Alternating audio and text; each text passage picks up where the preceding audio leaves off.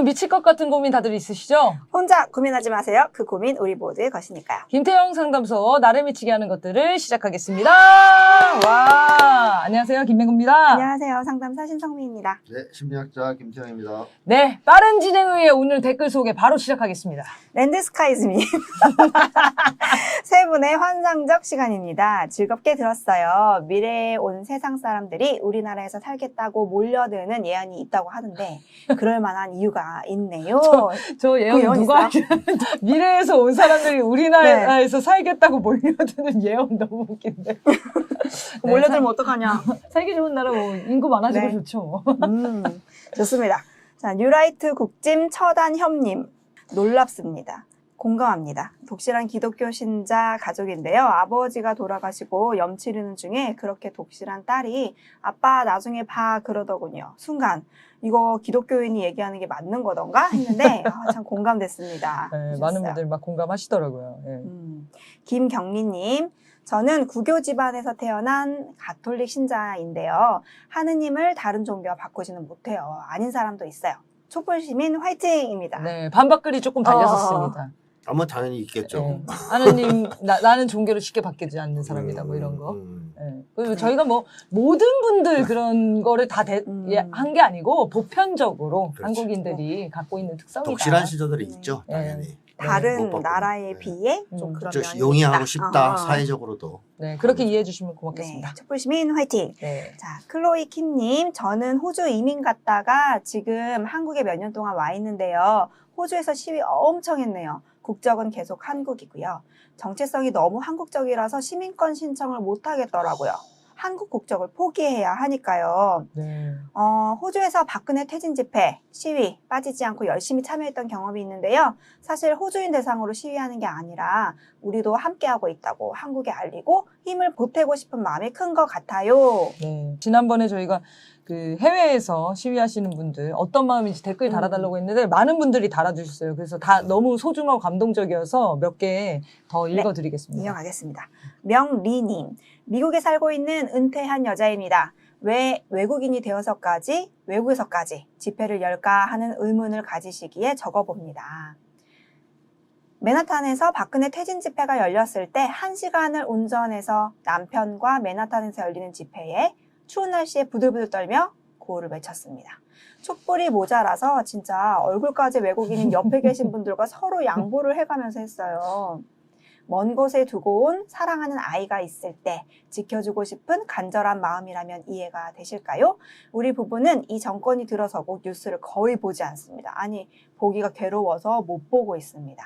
김태형 소장님께 많이 배우고 있어요. 감사합니다. 해주셨어요. 네, 감사합니다. 사랑하는 마음에서 하고 있다. 자, 야니님, 해외 영주자도 대통령 선거, 국회의원 선거에 투표를 합니다. 조국을 위한 마음이 투철합니다. 요즘은 더욱더 나라 걱정에 잠 못 이루고 있습니다. 매주 촛불 집회에 인터넷으로 참가하고도 있고요. 더욱더 분발해 주셔서 떳떳한 대한민국으로 바꿔주세요. 응원하겠습니다. 네, 감사합니다. 유튜브로 이 촛불을 참가하시는 게 생겨서 너무 좋은 것 같아요. 네, 그러니까 소통도 더 될 수 있고 정말 같이 하는 마음이 들잖아요. 네. 그런 면에서 참 유튜브가 긍정적인 것 같습니다. 네. 골프 아카데미 리포머 인 멕시코 시티. 홍보 아이디신가 봐. 네. 멕시코시티에 있는 건가? 네, 멕시코에 사시는 분이에요. 네. 가짜 외국인 맞습니다. 소장님, 멕시코시티에서도 윤석열 퇴진 외치고 있습니다. 하셨어요. 네. 가짜 외국인 너무 웃기죠? 표현이 재밌었습니다. 네. 깜짝 놀라셨을 것 같아요. 자, VRRCJ님.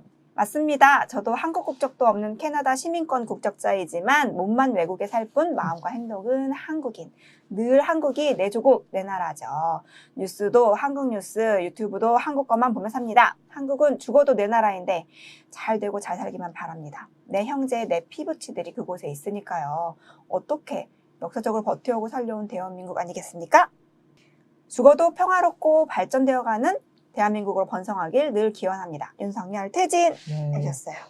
국적이 캐나다 시민권을 가지고 계신 분인데도 우리나라에 살고 있는 그런 피부치들 네. 다 연결되어 있는 거 아니겠습니까? 맞아요. 네, 다 잘 살길 바라신다고 그런 마음으로 함께 하신 것 같습니다. 이렇게 이유들을 적어주셨는데 이 마음들이 진짜로 우리가 느끼는 것 네. 같아요. 잘 전달된 것 같아서 좋고. 같은 마음입니다. 맞아요. 하나 더 있습니다. 네, 네. 미정님. 음. 왜 해외에 살면서 촛불 집회 참여하냐고요? 다들 짜증나신 건 아니겠죠? 제가 왜 여쭤봐가지고. 해외에 살면서 촛불 집회 참여하냐고요? 아무리 한국을 떠나 있어도 나의 조국은 대한민국이니까요. 여러 이유로 해외에 나와 살지만 한국의 투표권을 유지하기 위해 시민권 신청을 마다하고 캐나다 영주권자로 살아온 지 28년입니다. 원주민을 제외한 이민자들로 구성된 캐나다에서 제 얼굴이 한국 사람이고 제가 하는 행동이 한국을 보여주기 때문에 바르고 자랑스러운 한국인으로 살기 위해 노력합니다. 지난 대선 때 유세 현장에서 직접 후보들을 보고 그들의 정책을 평가하고 투표하기 위해 한국에서 4개월을 지냈습니다. 총선 때도 힘을 보태기 위해 다녀왔고요. 저는 영원히 한국인입니다.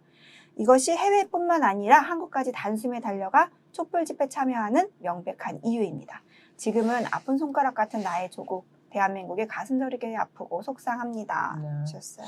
그 이런 조국이라는 표현 있잖아요. 조국. 조국이라는 표현 해외에서는 어떤 표현을 쓰죠? 해외인이요. 모국 네. 이런 비슷한 의미죠. 네, 그렇게 많이 흔히 쓰는 그 말인가요? 그러니까 단어를- 조국이라는 단어 자체가 한국인들에게는 되게 많이 써요. 네, 좀 뭐랄까 울컥하는 그런 네, 단어 같아요. 그렇죠. 다른 나라에서는 어떻게 쓰시는지 잘 모르겠지만 자주 사용하는지 이 단어를 네, 그렇죠? 네. 그래서 조국 딱 얘기 들으면은 근데 또 재밌는 거는 한국인들은 조국이라는 말을 잘 안 쓰잖아요. 왜 조국 통일? 아 근데 잘 안 쓰잖아요. 일반적으로 많이 쓰진 않잖아요. 네. 근데 외국에 사시는 분들이 조국이라는 표현을 많이 써요. 신기하지 않나요? 나가 있으니까 더 그럴 거예요. 그러니까 더 네. 뭔가 마음의 고향 이런 거를 찾게 되는 그런 음. 표현이겠죠. 네, 마음을.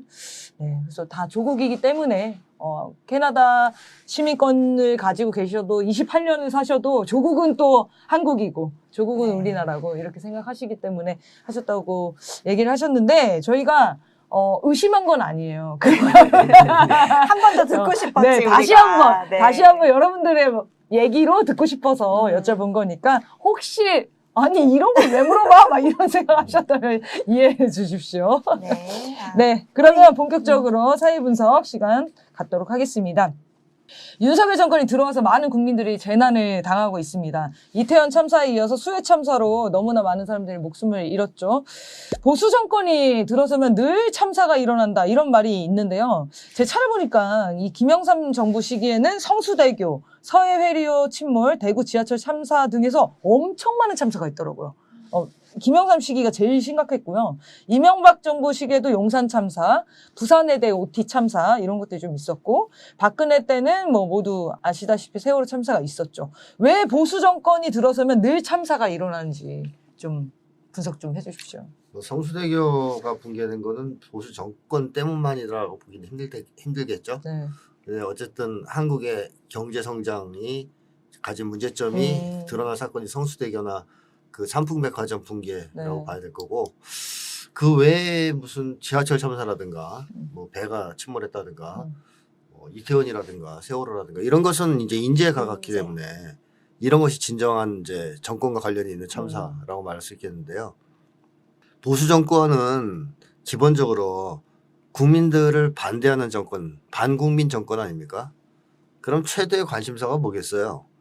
국민의 생명이나 안전은 아니죠. 네. 정권 안보죠. 반국민 정권은 필연적으로 국민적 저항에 부딪히게 되고 국민들을 두려워하게 됩니다. 왜냐하면 자기들이 하는 짓을 자기들이 알고 있으니까.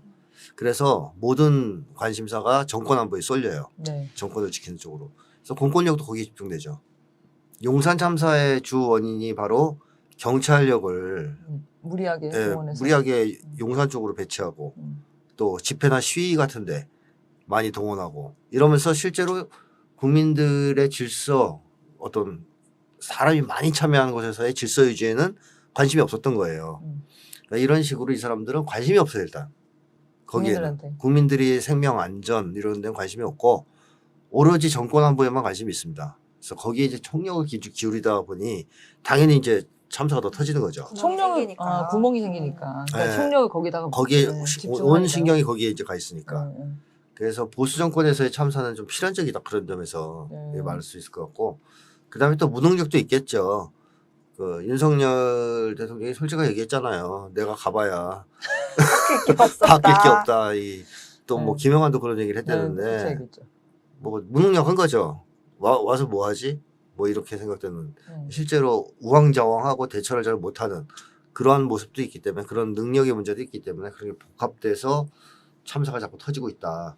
이렇게 봐야 되겠죠. 근데 시스템은 어쨌든 구축을 해놨잖아요. 보통 민주정부가 들어서면은 다시 국민들의 안전을 생명을 보장할 수 있게 좀 신경을 쓰게 이렇게 구축을 해놨는데 이게 대통령 하나 딱 바뀌어가지고 그 모든 시스템이 무너지는 게 잘 저는 이해가 안 되거든요. 공권력이라는 게 그러니까 공무원들이 제일 관심이 가는 게 뭐겠어요? 밥줄. 위에 사람이거든요. 아, 위에서 눈치 보는. 어떻게 평가하느냐. 아, 내가 이런 행동을 했을 때 칭찬받을 거냐 아니면 징계받을 거냐. 승진에 유리하냐 불리하냐. 여기에 온 신경이 가게 돼 있는데 만약에 국민의 안전이나 생명을 위해서 솔선수범했다. 그럼 이제 잘릴 거 아니에요. 네. 너 지금 용산을 경호하지 않고 어디 가서 뭐 하는 거야. 이렇게 될 수가 있잖아요. 나서질 못하겠군요. 그런 걸 안단 말이죠. 정권이 뭘 지금 제일 중요하게 생각하는지. 그게 이 사람들은 뭐 재난이라든가 이런 데 대해서는 뭐 그렇게까지 열심히 해봐야 도움 안 되고 괜히 잘못했다가는 나중에 책임이나 덮었을 수 있다. 그러니까 신경을 잘 쓰지 않고 오히려 사찰 뭐 이런 쪽으로 국민들을 사찰하고 뭐 이제 집회 방해하고 이런 거 하면 칭찬받으니까 네. 그런 쪽이 더 열심히 하겠죠. 네. 그러니까 공무원들이 문제라기보다는 이 정권이 어떤 성격이냐에 따라서 공무원 사회는 그걸 따라가거든요. 그러니까 아마 이제 윤석열 정권이 뭐에 제일 관심이 있는지 이미 공무원들은 다 알고 있겠죠. 그런 사람들만 지금 살아남은 거 아니에요? 다 안 맞는 사람들은 다 지금 사퇴하는 거 지금 아닙니까? 나가라고 했잖아요. 그죠? 뭐 일부 공무원들 막 사직서 쓰고 막 이런 잘리죠. 거죠. 말 안 들으면 아예 잘려버리죠. 알겠습니다. 네. 그러니까 그 공무원들하고 사업하시는 분들이 진짜 너무너무 신기하대요. 음. 이거 위에 대통령만 바뀌고 그 사람들은 그대로잖아요. 근데 사업할 때 이 맛 완전 다르대요. 진짜 네. 가만히 있고 아무것도 안 한대요. 아 입장이 쑥쑥 바뀌어요? 바뀌죠. 정권에 그래요. 따라서? 너무 신기하대요. 근데 본인들도 그걸 설명을 잘 못할 거야. 그러니까 이게 진짜 무서운 거예요. 이 분위기라는 게. 공무원 사회라는 게 그런 거죠. 니도 안 움직이는데 내가 뭐하러 여기서 이렇게 돈탱이 쓰고 그렇죠, 하냐 그렇죠. 이런 말 들 것 같거든요. 네. 지금 벌어지는 현상을 보면은 충분히 이해가 됩니다. 네. 그러니까 이렇게 이제 보수 정권 아래에서 일어난 참사들로 유가족들이 매일매일 고통이잖아요. 그러니까 책임자 처벌은커녕 진상조사마저도 제대로 되지 않고 있습니다. 지금 오송 지하차도 참사 또한 실제로 책임져야 될 지휘관들은 싹 빠지고 현장 경찰관들에게 그 책임을 떠밀고 있는 상황이라고 하는데요. 이런 상황에서 현장이나 아니면 진짜 말씀하신 것처럼 말단 공무원들은 어떤 마음이 들겠습니까? 어떨까요? 그러니까 억울하지 않나요? 당연하죠. 억울하죠. 그러니까 방귀를 막 들고 싶지 않을까? 힘 있어야지. 무력할까요 그러면? 그렇죠. 내가 할 수 있는 거 없다? 일단은 공무원 사회에서 이 충성하는 분위기는 없다고 봐야 되겠고요. 이 아래쪽에다 책임을 떠넘기면 그러니까 윤석열 대통령은 문제 생기면 이제 원희룡한테 떠넘기잖아요. 그쵸. 네가 덮어써라. 원희룡은 또 밑에 이제 공무원을 덮어씌우고 그럼 거기는 또 말단에 덮어씌우고 이런 식이면 맨 밑에 있는 사람만 피해를 보는 건데 그러니까. 그러면 공무원 내에서 뭐 충성을 하겠습니까? 또 열심히 뭐랄까 적극적으로 자기 일을 하려고 하겠어요? 괜히 나섰다가 피해만 입을 수도 있다고 생각하겠죠. 네. 그래서 전반적으로 공무원 조직이 눈치를 보는 불안해져서 눈치를 보고 아주 보신주의에 빠져서 소극적으로 움직이는 조직으로 전락할 가능성이 높죠. 한마디로 공무원 사회 활력을 완전히 떨어뜨릴 가능성이 높은 거고 그리고 아까 말씀하셨듯이 불만도 당연히 있을 거예요. 어마어마하겠죠. 나는 경찰들은 진짜 너무 억울할 것 같아요 지금. 이 오송 지하철도 참사 때 현장 경찰관들 블랙박스를 공개했거든요. 자기 정말 바쁘게 뛰어다녔는데 구조 요청을 받고 안 나갔다고 책임을 밀려고 한 거였거든요. 얼마나 억울하겠어요. 그러니까요. 오직했으면 그걸 공개하면서. 네. 용산 때는 소방서 가서 소방관들 작살내려고 그랬잖아요. 그러니까 구조를 간 소방관들을. 네. 참, 그러니까 비열한 놈들이죠. 네. 지네들은 전혀 책임지지 않고 아래쪽 사람들한테만.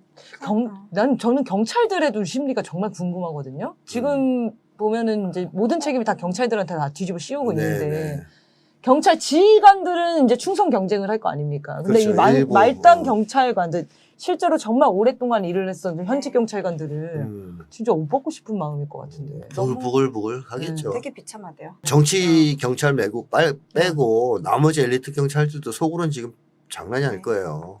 엄청 화가 나 있을 겁니다. 들으신 얘기가 좀 있어요? 되게 오랫동안 정말로 진짜 나라를 위한 마음으로 정말 뛰신 그 말단 경찰분들 있잖아요. 네.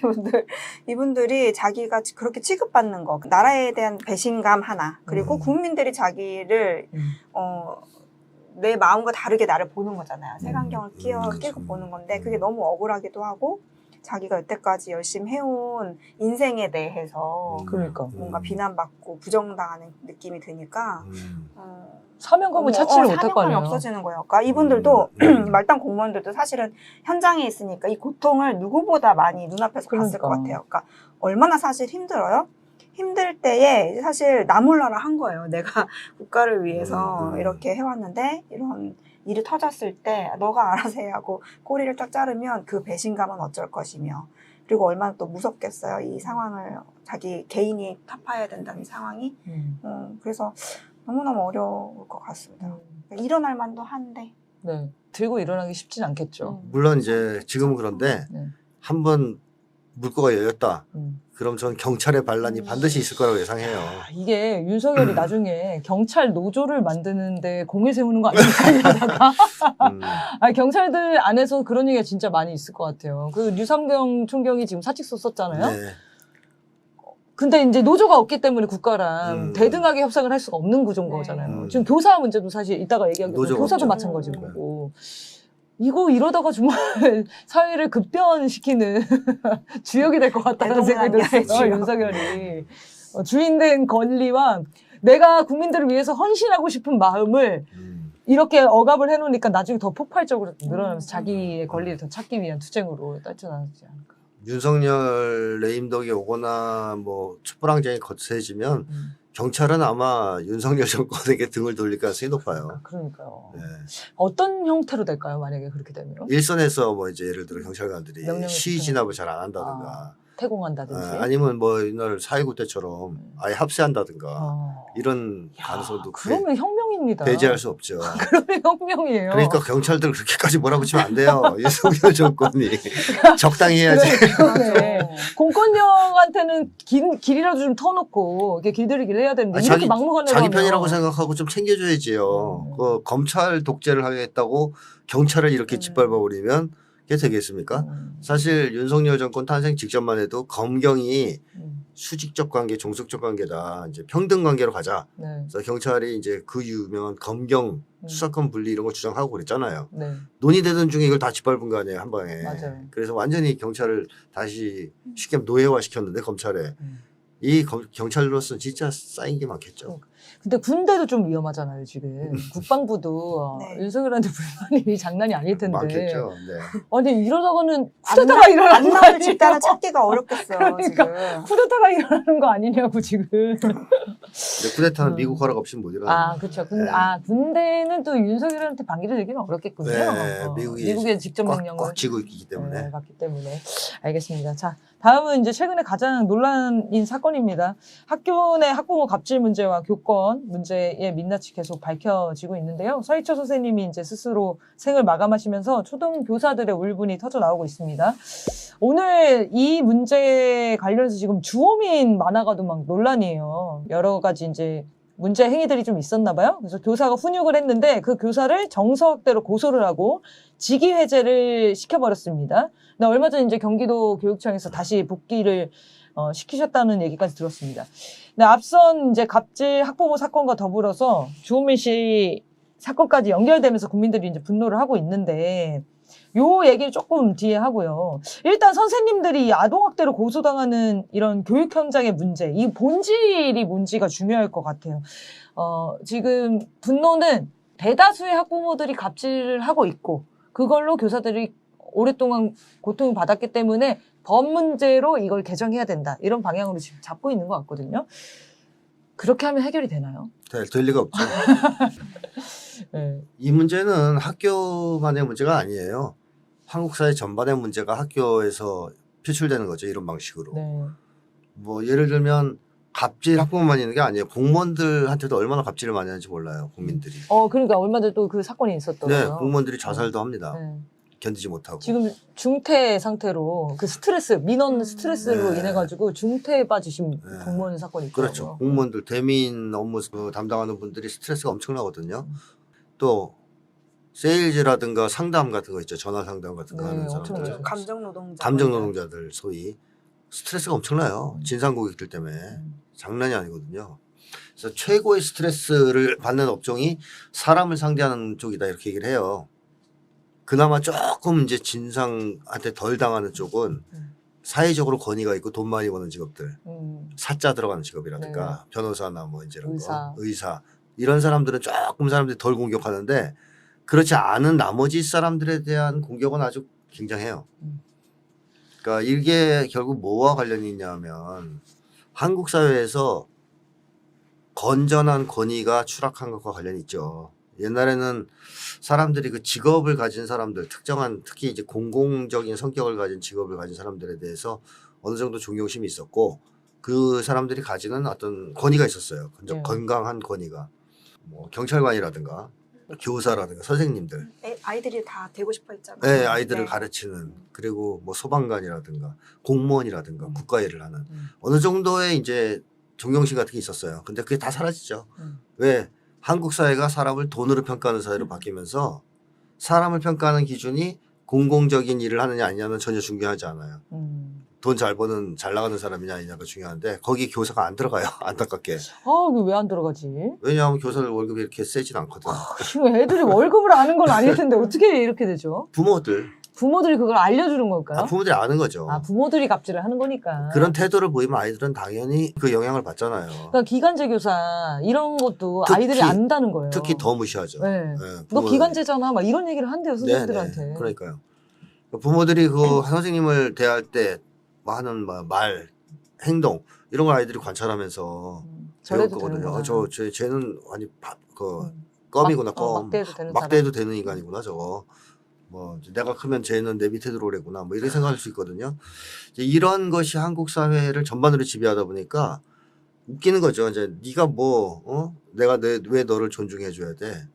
뭐 너 기간제잖아. 너 뭐 알바 뛰는 또 비정규직이잖아. 네. 함부로 대하는 이런 풍조가 굉장히 많아진 게 하나가 있고 그다음에 또 한 가지는 한국인들의 정신 건강이 전반적으로 나빠지면서 이상한 사람들이 너무 많아진 게 또 있죠. 그러니까 사람을 불문하고 진상을 부린 사람들이 너무 많죠. 그 초등학교 선생님들 얘기를 들어보니까 오랫동안 교직 생활을 하시는 선생님 얘기를 들어보니까 예전에는 그야말로 한반에 문제 아동이 그러니까 수업을 진행하기 좀 어려울 정도로 방해를 하는 그런 문제 아동이 있었다면 1, 2년에 한 번? 하나? 만날 수 있을까 말까 했대요. 별로 없었다는 거죠. 어떻게든 이제 통제가 되는 거예요. 선생님 그걸 컨트롤이 되는 거예요. 근데 지금은 매해 한 두세 명씩 있대요. 그런 애들이. 그러니까 그 스트레스가 엄청나다는 거예요. 그렇죠. 왜냐하면 그런 아이들은 일반적으로 통제가 잘 안 되거든요. 그쵸. 그러니까 그것 때문에 요즘은 오히려 초등학교 선생님이 제일 하기 힘들다. 이런 얘기가 나올 정도거든요. 그러니까 어렵게 교사가 되는 거잖아요. 선생님이 되려면. 그렇죠. 난 2년, 3년 일하면 그만둔다는 거예요. 못 버티는 사람도 네, 많고 선생님들도. 네, 자살하는 분들도 있고 네. 그 정도로 힘들다는 얘기고 근데 문제는 그런 아이들도 힘들게 하지만 또 그 아이들의 배후에 있는 부모들이 너무 자기중심적이고 이기적이고 또 뭐 기본이 안 갖춰져 있고 함부로 선생님을 대하는 그런 부모들도 너무 많죠. 이제 이것이 좀 근본 문제라고 봐요. 이게 이제 학교만의 문제는 아니고 전 사회적인 문제라고 생각하고요. 또 하나 학교와 관련된 문제를 제기하자면 공교육이 무너졌지 않습니까? 우리나라는. 그래서 오히려 공교육 쪽에 종사하는 선생님들이 부모들로부터 더 대접을 못 받아요. 네. 사교육 강사를 부모들이 더 깎듯이 대해요. 맞아요. 학원 선생님들한테는 절대 이렇게 안 돼요. 네, 내 맞아요. 아이를 때려달라고 해요. 그래요. 공부를 안 하면 때려서라도 가르쳐달라고 해요. 맞습니다. 진짜. 무슨 아동학대예요, 거기. 그러니까 아동학대 정말 현장이에요. 거기는 가둬놓고 핸드폰 뺏고. 맞아. 부모들의 욕망은 자기의 자식을 공부를 잘 시켜주는 건데 공교육은 그건 아니잖아요. 출석 체크하는 것이고 졸업장 따는 곳이라고 생각하지 실질적으로 자기 아이를 대학에 보내줄 사람은 사교육 선생님들이에요. 뭐 유명 학원 강사면 더 그렇겠죠. 그래서 학부모들이 공교육 선생님 대하는 것보다 사교육 선생님 대하는 게 더 쉽게 하면 깍듯해. 공교육 선생님 우습게 알아요. 뭐 그런 점 이제 공교육 붕괴. 이것은 우리나라가 입시 위주의 교육이 되고 있는 문제, 또 그 배후에는 대학을 나오지 않으면 차별받는 문제, 뭐 이런 것들이 이제 자리 잡고 있죠. 한마디로 불평등 사회가 이제 배후에 자리 잡고 있는 거죠. 그러다 보니까 공교육이 무너진 건데 이거를 뭐 교육 개혁한다고 바로 바뀌지는 않을 겁니다. 그다음에 네, 또 한 가지 더 지적하자면 교육 민주화가 안 돼 있죠. 우리나라가 다른 데도 그렇긴 하지만 그러니까 교사들의 무권리 정도가 아주 심각해요. 매우 심각합니다. 교사들은 기본적으로 시민권이 없어요. 그러니까 시민권 중에 제일 중요한 거는 정치적 권리 아니겠어요? 네. 정치적 권리, 뭐 정치의 자유, 사상의 자유 이런 게 시민의 권리인데 교사들은 정치활동 금지돼 있습니다. 네. 정치활동 금지법인가 있죠? 키워드만 말해도 네. 바로 고소 와. 신고 들어갑니다. 그러니까 입에다 재갈을 물려놓은 거예요. 그래서 교사들은 정치적 발언을 할 수도 없고 정치활동을 할 수도 없어요. 시민권 자체를 박탈해놨어요. 이게 이제 제일 큰 문제고 두 번째는 노동상권도 없습니다. 정교조 욕하기 전에 노동상권을 안 준 것부터 얘기해야 돼요. 뭐 일부 반대하는 사람들 노동자임에도 불구하고 노동자인데 노동상권이 없어요. 그럼 무슨 힘이 있어요? 노조가 있으나만 하죠. 무력화되죠. 그러면서 이 기본적인 권리를 주지 않은 상태에서 학교는 굉장히 독재적으로 그러니까 사적으로 운영합니다. 예를 들면 재단 이사장이 제 마음대로 운영한다든가 교장이 마음대로 독재적으로 운영하는 학교들이 꽤 많아요. 그래서 위에 눈치를 보게 되죠. 교장, 교감으로 이어진 라인을 따라서. 선생님들은 힘이 없으니까 그거에 이제 대응을 못하는 거고. 이런 상황에서 교사들 하나하나가 또 예전과 달리 서로 간의 관계가 좀 나빠지면서 한국 사회가 다 그렇지만 개인 간으로 좀 격리돼 있어요. 그 똘똘 뭉쳐서 하나로 뭉쳐있는 분위기가 아니에요. 학교 현장. 경험도 없고 가능하지도 않고. 네네네. 그러니까요. 그리고 이제 노조도 약하고 교사단체가 있긴 하지만 또 그것도 강력한 힘을 가진 조직은 아니고 이러다 보니까 사실상 교사들이 현장에서 개인 간 경쟁도 강요받고 그러면서 좀 분리되어 있는 상태예요. 그러니까 교사들도 옛날보다 학교에서 직장 생활이라고 하는 것이 힘든데 그 과정에 어떤 권리도 없기 때문에 문제가 생기면 대응을 못 합니다. 그러니까 교권을 보장하고 싶다면 교사의 인권부터 보장을 해줘야죠. 네. 근데 그게 전혀 보장이 안 되니까 교사들이 무력해요. 그러다가 어쩌다가 이제 이거 도저히 안 되겠다 싶어서 뭘 하면 고소 고발 들어오고. 그러니까요. 네, 네. 그럼 뭐, 해직되거나. 그럼 어떻게 교사를 하겠어요? 물론 문제 있는 교사들도 있겠죠. 뭐 우리가 얘기하는 것이 뭐 일반론이지 뭐 100% 무조건 교사들은 다 훌륭하다 이런 얘기는 아니겠죠. 네. 문제 있는 교사들도 있을 수 있겠죠. 근데 문제는 그 이전에 교사들의 권리가 너무 없다는 겁니다. 그래서 저는 장기적으로 우리 한국이 북유럽처럼 돼야 된다고 생각해요. 그러니까 북유럽은 학교를 운영할 때 운영위원회가 있는데 그게 학생 대표, 교사 대표, 학부모 대표, 재단 대표 동일한 비율로 그러니까 2명씩 들어온다든가 이런 거예요. 네. 그럼 재단이 전행을 할 수가 없죠. 네. 또 학부모가 함부로 막 혼자 다 할 수도 없죠. 학생, 교사, 학부모, 재단 쪽의 입장이 적절히 조율되는 이런 식으로 운영이 되기 때문에 뭐 당연히 거기 교사 노조도 있고요. 이런 상황이기 때문에 거기는 학교를 나름대로 민주적으로 운영하고 교사들이 문제가 있으면 지혜를 합쳐서 서로의 힘을 합쳐서 잘 해결하는 쪽으로 나갈 수가 있는데 한국은 교사들한테 그런 통로가 없다. 이런 겁니다. 그러다 보니까 이 아까 얘기했던 한국인의 정신건강 악화와 이제 권위 추락 이런 것과 결부되고 공교육 붕괴와 이런 게 결부되면서 학교 현장이 아주 엉망진창이 돼가고 있는 거죠. 그 강민종 그 의원님한테 들으니까 교육적으로 해결해야 될 문제들도 다 입법을 해놔가지고 네. 법적으로 신고하고 고소하고 재판 가서 판결받고 이런 식으로 된다는 거예요. 그래서 교육계가 더 악화된 내막는 이유가 거지, 완전. 예, 예. 그럼 뭐 예를 들면 이제 친구랑 싸웠어. 그럼 이제 화해를 시키는 방법이라든지 그 교육적으로 해결할 수 있는 거잖아요. 그럼 부모 고소해 버려요. 네. 그럼 재판 가서 뭘할 결과를 수가 받는 없는 거야. 거예요. 그럼 교사가 거기 어. 끼면은 같이 휘말려가지고 완전 피곤해지니까 교사들 다 손을 뗀다는 거예요. 네. 이게 좋은 게 좋지 뭐 좋게 하자라는 게 아니에요. 아이들한테 그때 해야 되는 게 법적 처벌이 아니고 회복시키는 게 진짜 중요하거든요. 둘 사이에 이 갈등을 다시 잘 회복시키는 게 굉장히 중요한 단계인데 그거 없이 그냥 바로 법으로 가버리니까 뭐 거기서 배울 수도 없고. 그러니까 옳고 그름으로 그냥 그렇죠. 가버리니까. 우리 상담사들도 윤리를 보면 만약에 우리 뭐 조직 내에서 문제 있는 상담사를 만난다 그러면 첫 단계가 윤리에 명시된 게 그래요. 첫 단계는 직접 말하기예요. 그러니까 바로 윤리위원회에 신고할 수도 있죠. 근데 그 전 단계라는 게 있다는 거예요. 근데 물론 굉장히 센 사건의 경우에는 바로 고소고발이 필요한 경우도 있죠. 그런데 이렇게 얘기가 꼭 필요한 거. 그러니까는 진상도 알아야 되고 서로 회복할 수 있는 여지가 있는 사건에 대해서는 충분히 그 전에 단계들이 필요하고 그게 뭐 인간적이다 이런 문제가 아니고 진짜 그렇다는 거고요. 제가 어디 프로그램을 한번 나가 있는데 또 선생님을 한번 만났어요. 근데 그 선생님이 맨 처음에 제가 파악했을 때는 진보적 교사를 싫어하는 것 같았거든요. 그 교내에 진보적 교사. 그래서 반대 사람인가? 이렇게 생각했어요. 근데 우리 방송을 본다는 거예요. 어머머머. 이게 뭐지? 어머머 뭐야? 이게 뭐지? 생각했어요. 근데 이렇게 좀 얘기 더 나눠봤더니 이런 어려움들이 있더라고요. 그러니까 인권을 잘 세워주고 학생들의 인권 세워주고 교권 세워주고 그리고 더 민주적으로 되고 하는 여러 가지 그런 시스템은 가져왔는데 준비가 덜 된 거예요, 현장에.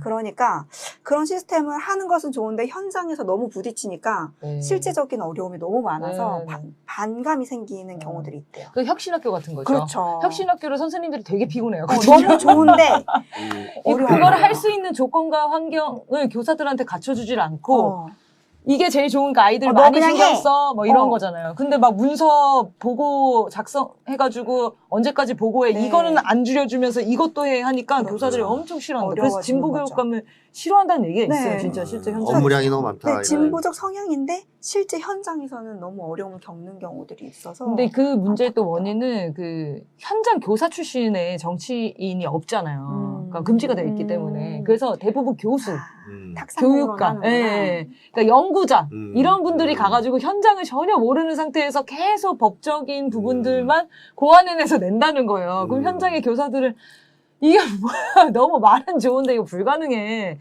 근데 의견이 반영이 안 된다는 거죠. 그렇죠. 그러니까 아까 얘기했듯이 교사 인권의 핵심은 정치 참여권인데 그렇죠. 이게 박탈돼 있다 보니까 계속 교육 현장과 상관없는 대책들은 마련되고 교사들은 그것 때문에 더 피곤해지고 네. 이런 좀 문제들이 있는 것 같습니다. 그러니까 안타깝네요. 참 안타깝죠. 네. 이제 주호민 씨가 계속 논란이잖아요. 네. 이 서희초 선생님 사건이 사실 더 우리가 주목해야 되는데 자꾸 이거에 가려지고 있어요. 근데 주호민 만화가의 걸 보면 네. 그러니까 이 주호민 작가가 사람들이 사실 기대한 게 있었단 말이에요. 뭐 좋은 사람이죠. 정치의식이 건강하다 그리고 좋다. 그래서 거기에 상대적으로 실망한 분들이 좀 많은 것 같아요. 근데 물론 뭐 사정이 있겠지만 지금 이 자식 문제를 해결하는 방법에서 좀 문제가 생겼잖아요. 왜 이런 판단을 했을까 싶은데요. 선생님 좀 어떻게 보세요? 사실 내막이 이제 더 알려졌으면 좋겠는데 네. 지금까지 드러난 것에만 기초해서 말씀을 드리면 이것도 저는 한 개인의 문제로 바라보는 것이 적절하지 않다고 생각해요. 왜냐하면 한국 사람들이 거의 다 90년대 이후부터 사익을 추구하는 사람으로 즉 생계형 인간으로 바뀌었어요. 자, 이렇게 사익을 추구하고 자기 생계만 중시하고 각자 도생을 추구하게 됐다. 그랬을 때 나타나는 가장 대표적인 결과는 모든 관심이 자기 자신한테 혹은 자기 가족한테 쏠린다는 거거든요. 그러니까 사회나 공동체를 보는 시각이 좁혀져요. 개인으로. 그럼 결론적으로 다들 이기주의적 성향, 개인 이기주의적 성향을 갖게 되겠죠. 그러니까 이런 성향이 한국인들의 정신건강에 이제 뭐 당연히 안 좋은 영향을 미칠 거고, 그런데 단순히 이것은 정신건강 문제가 아니고 사회 자체가 각자 도생을 하는 사회이기 때문에 네. 각자 사익을 추구해야만 하는 사회이기 때문에 나타나는 필연적 결과란 말이죠. 이렇게 되면 사람들이 갈등이나 분쟁이 생기면 어떻게 되느냐. 이게 좀 이따 도덕 문제하고도 이제 연관이 있는 거거든요. 한국인의 민족성 관련된. 미국을 보통 우리는 그 고소고발의 왕국이라 그래요. 네. 고소의 왕국. 미국 생활하다 보면 제일 많이 듣는 말이 고소해라는 말이래요. 아니면 너 고소할 거야 나가. 너 고소할 거는 많이 들어봤던 것 같아요. 내가 너 미국 고소할 영화 거야. 같은데. 너 그래 억울하면 고소해. 네. 뭐 이런 거 있잖아요. 네. 그게 아주 일상적으로 안녕하세요만큼 많이 듣는데요. 아, 진짜. 네, 그 정도로 많이 한대요 그 얘기를. 그럼 왜 그러냐 하면 이 개인주의 사회에서는 결국 개인의 이익이 계속 충돌하잖아요. 네. 거기서 또 지면 안 되죠. 경쟁에서. 그러면 이걸 어떻게 보통 해결하냐 하면 개인주의 사회에서 주먹으로 해결해요 원래. 주먹 다짐으로. 결투를 하든 칼부림을 하든. 근데 오늘날은 소위 그래도 문명사회라 그래서 너 나랑 의견이 안 맞네. 나가서 한번 뜨자 이렇게 하긴 좀 그렇잖아요. 법을 하는 거예요. 내가 고소할 거야. 그래가지고 결국 미국은 법률가의 나라가 된 거죠. 네. 고소고발의 왕국이 된 거예요.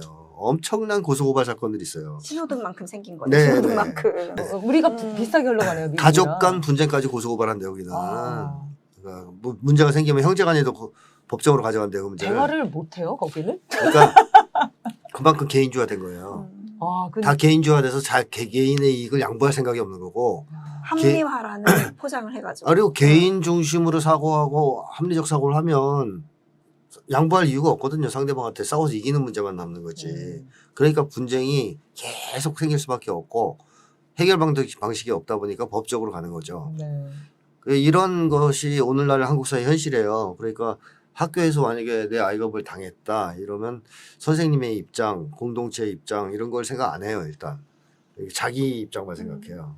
우리 애가 뭔가 억울한 일을 당했다. 뭐 손해를 좀이라도 봤다. 그럼 바로 이제 고소고발로 들어가는 거죠. 네. 가만두지 않겠어. 이렇게.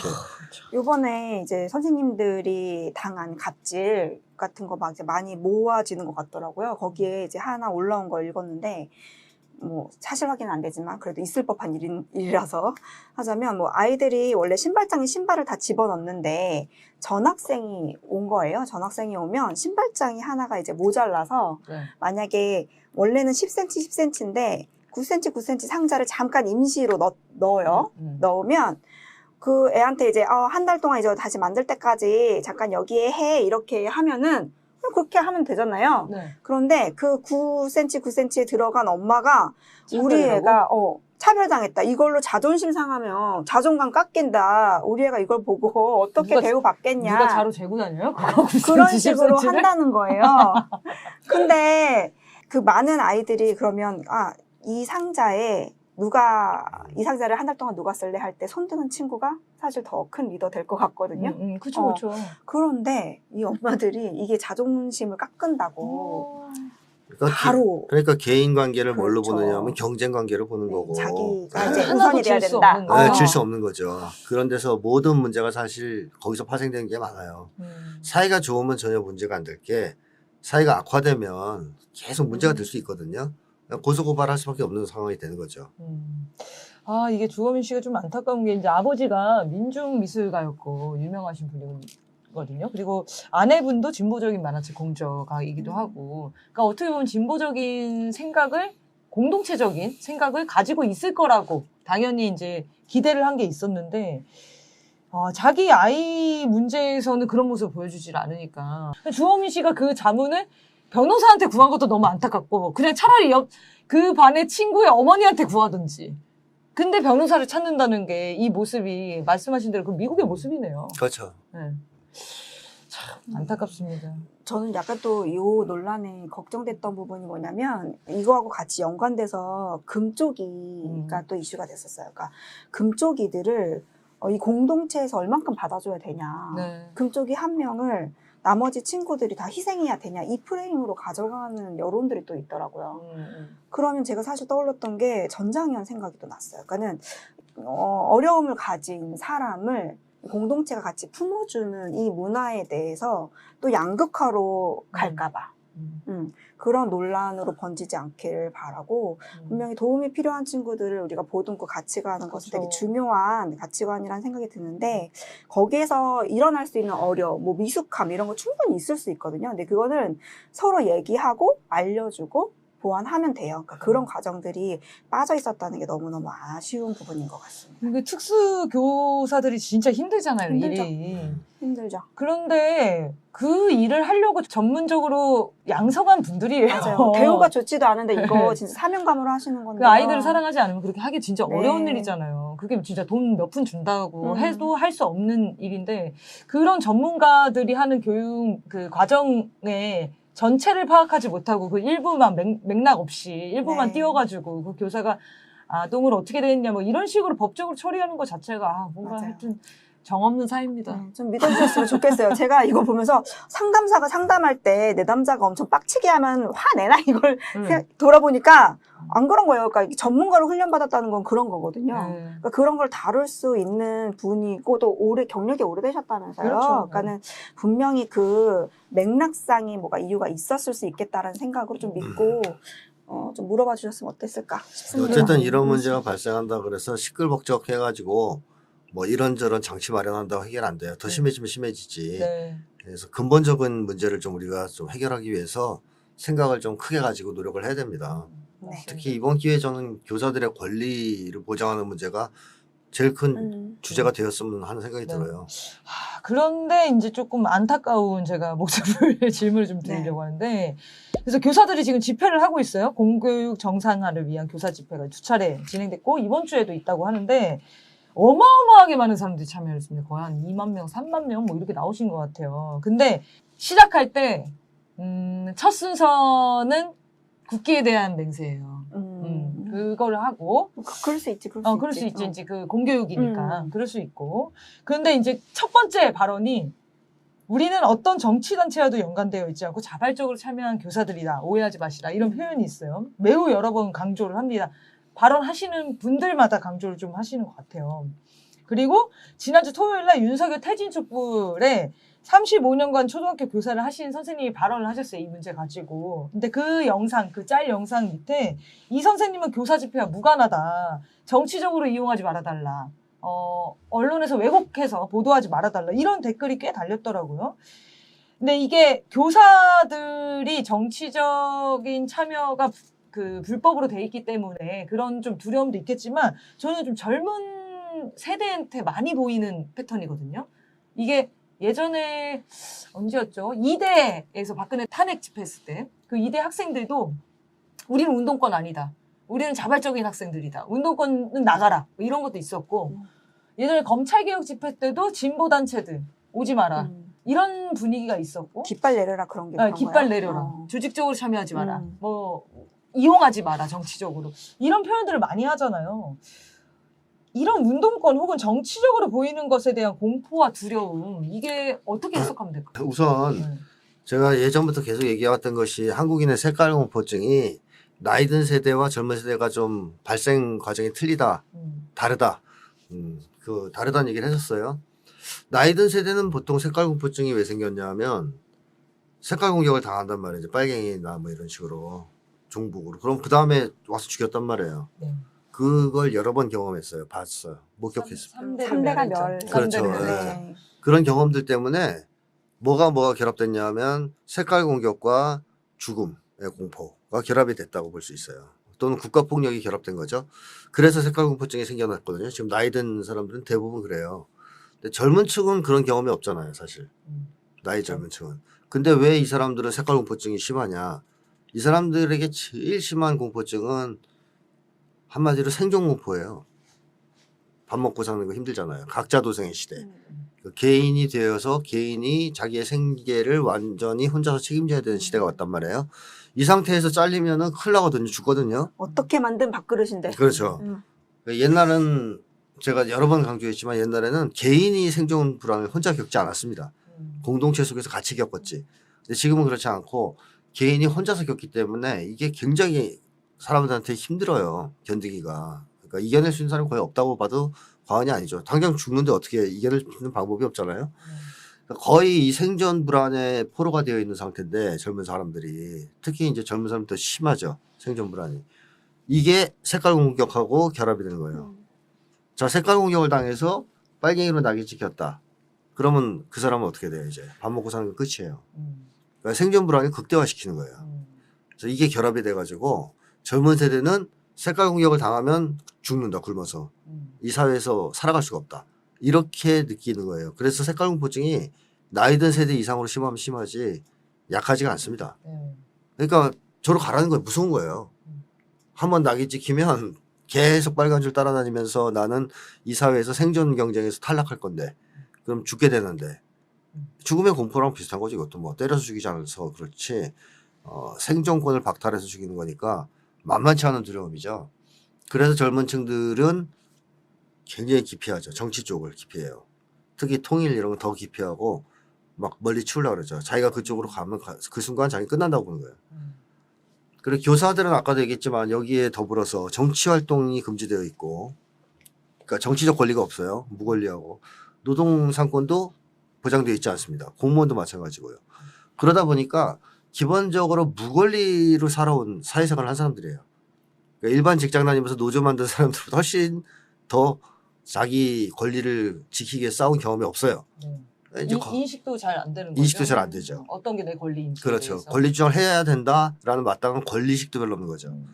그리고 약해져 있고 이제 그런 것들에 대한 두려움이 너무 많다. 너무 많은데 화는 나겠죠. 부글부글 끓고 그러니까 이번에 이제 많이 참여하시고 폭발을 했는데 무서운 거예요. 무섭지. 무서운 거예요. 그렇게 많이 모였는데도 무서워하시는 게 너무 가슴이 아픈 거예요. 그게 네. 가슴이 아파야 돼, 맞아. 네, 왜냐면 그럴 때. 정말 엄청난 정치적인 힘을 갖게 돼버린 거잖아요. 그러니까 교사들을 지키기 위해서, 우리의 네, 목숨을 네. 지키기 위해서. 이게 엄청난 힘이고 지금 정치권에서 눈치 엄청 많이 보는데 네. 정치적으로밖에 해결할 수가 없잖아요. 이 그럼요. 문제는. 정치무역으로 해결해야죠. 근데 정치랑은 무관합니다. 이렇게 표현을 해버리니까 모순에 빠지게 되잖아요. 본인들도. 그럼요. 뭐 어떻게 본인들이 인지를 할 거 아닙니까 결국에는? 이게 뭔가 이런 식으로 해결이 안 될 것 같은데라고? 네네. 그래서 교사들이 생각을 바꿔야 돼요. 이 두려움과 맞서 싸우면서 시민권 따야죠, 당연히.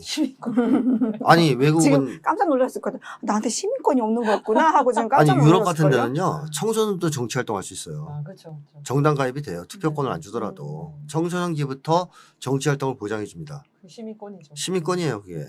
그리고 나이가 성년이 되면 당연히 투표권 또는 뭐 선출직에 출마할 수 있는 권리 이런 게 다 생기거든요.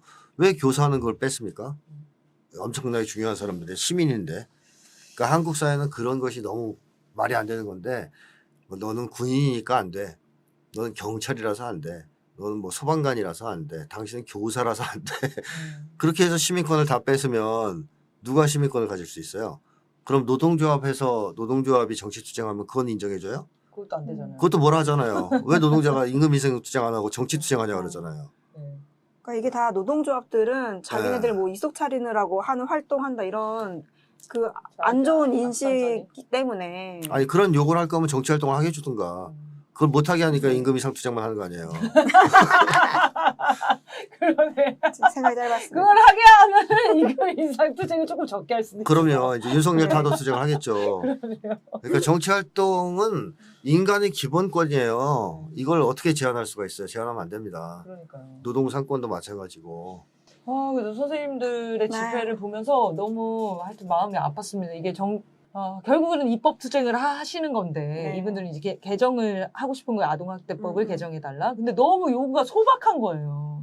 아동학대법은 요구 안 하셔도 개정될 것 같아요. 문제를 인식을 했기 때문에. 근데 교사들이 그러면 앞으로 아동학대법이 개정된다고 이런 갑질 학부모를 안 겪을 수가 없는 거 아닙니까? 구조를 바꾸지 않으면. 제가 그 얘기예요. 더 늘어나면 늘어났지 줄어들지 않는다는 거예요. 그런 정도로. 그러니까요. 교육 공무원 많이 뽑아가지고 네.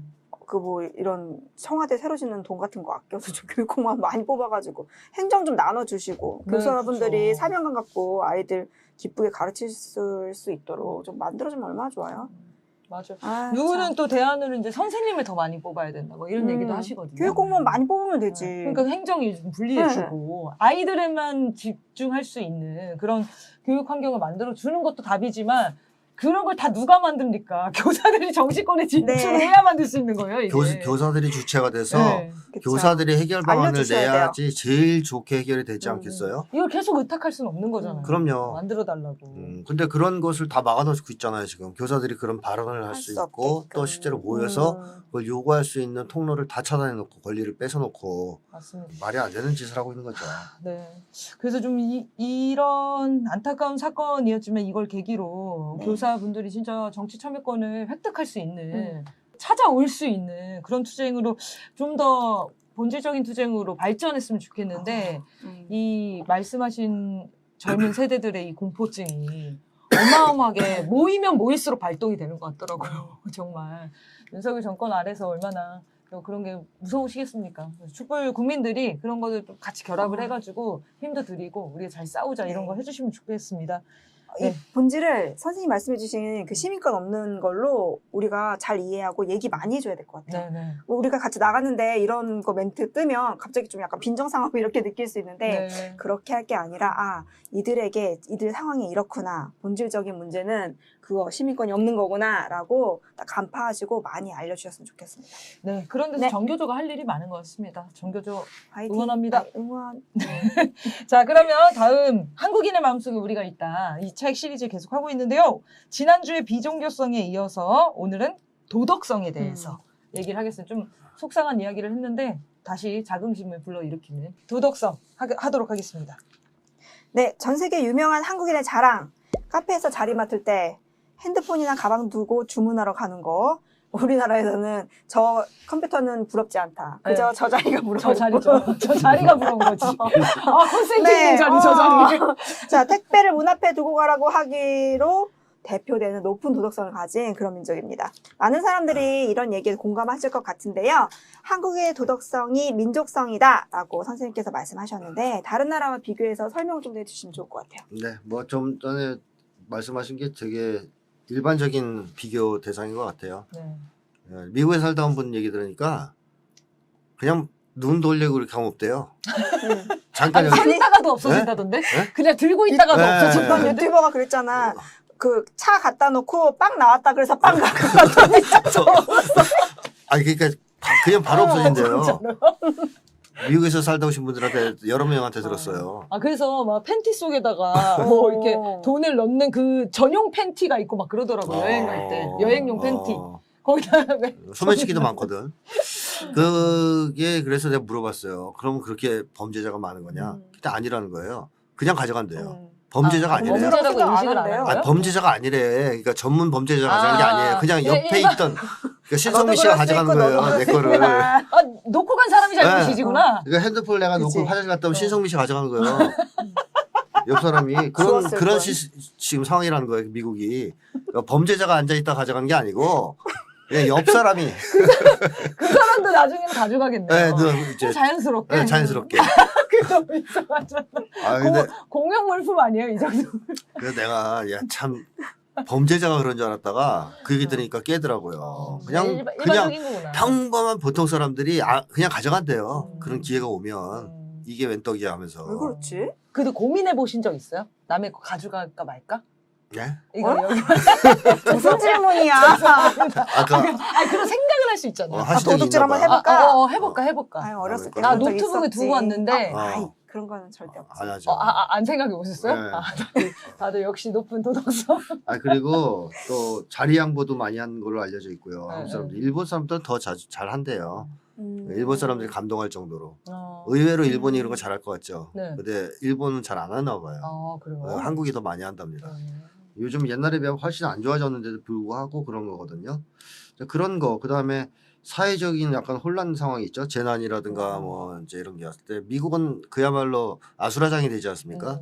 마트 털리는 거 다 이런 털어요, 거요? 다. 다 털어요. 이때다 싶어서. 영화 보세요. 네. 영화 보면 시위나 뭐 사회적 재난이 있으면 상점 다 터는 거 맨날 나오잖아요. 그분들도 범죄자는 아니고 평범한 사람들이에요. 보통 사람들.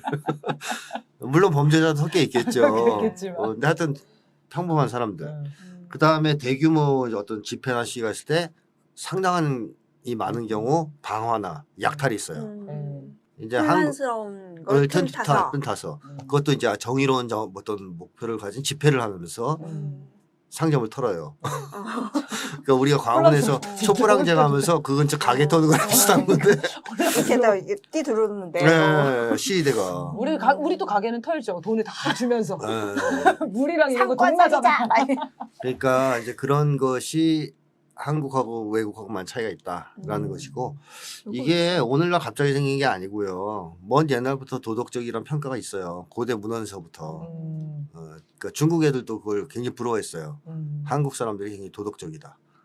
그런 기록들이 굉장히 많은 거 보니까 신기하네요. 오래됐다는 거죠. 이 전통이. 갑자기 생긴 건 아니다라는 겁니다. 우리는 늘 배워왔기 때문에 그렇게 신기하다 생각하지 않지만 그게 이제 그 테이블에 놓고 그 훔쳐가는 거 이것도 저도 한 수년 전에 갑자기 알게 된 거예요. 외국인들이 많이 오면서 우리나라에 와서 신기한 거 얘기할 때 왜 이걸 두고 가냐. 근데 그게 이상한 행위라는 거를 아무도 인식을 못했다는 거죠, 한국인들은. 그렇죠. 그 사람들 말해줘야 아는 거예요. 그렇죠. 또 택배 앞에 놓고 가라. 네. 이것도 외국 사람 이해 못하죠. 네. 그 택배도 저는 그런 적이 일주일 동안 놓여진 적도 있어요. 그 가지가. 안 가져가는데 안 가져가는 걸 뛰어넘어서 그 택배 주인을 찾아주고 싶어 하죠. 혹시나 누가 잃어버릴까봐 옆집에서 그거 가져가서 보관하는 경우 있잖아요. 그래도 있어요. 옆집 사람이. 전화 오고 그래요. 약간 이렇게까지 도덕성이 높아야 되나? 뭐 외국인이 쓴 책 보니까 그것도 나와요. 자동차 라이트를 안 끄고 들어왔더니 새벽에 전화했대요. 아, 맞아, 그러네요. 맞아, 방전되면 맞아. 안 되니까. 방전된다고. 네. 그래서 맞아. 자기가 늦어서 안 하려고 했는데 차가 따뜻한 거 보니까 지금 들어간 것 같아서 네. 안 죽으실 것 같아서 했다. 이거 방전된다. 네. 그러니까 이 사람 외국 사람인데 충격을 먹었다는 거예요. 아. 다른 나라가 자기네 나라 같으면 관심을 그런 걸 가질 수가 아예. 없고 전화를 해줄 리도 없다는 거죠. 공감 능력이 뛰어난 것입니다, 한국인들이. 방전되면 진짜 곤란하잖아요. 그거 진짜 고생이잖아.